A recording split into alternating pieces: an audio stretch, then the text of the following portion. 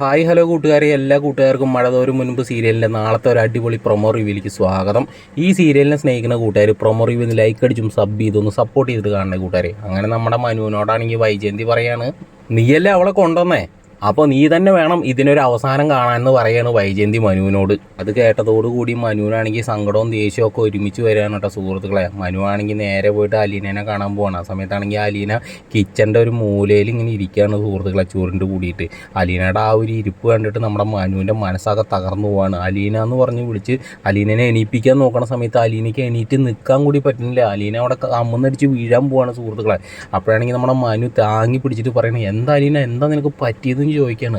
അപ്പോഴാണെങ്കിൽ കരഞ്ഞുകൊണ്ട് നമ്മുടെ അലീന മനുവിനോട് പറയുകയാണ്, എനിക്ക് ഇവിടുന്ന് പോകാൻ പറ്റണില്ല മനുവേട്ടാന്ന് പറയാണ്. അപ്പോഴാണെങ്കിൽ മനു ചോദിക്കണം, നിനക്ക് എന്താ പറ്റി, എന്താ എൻ്റെ പ്രശ്നം?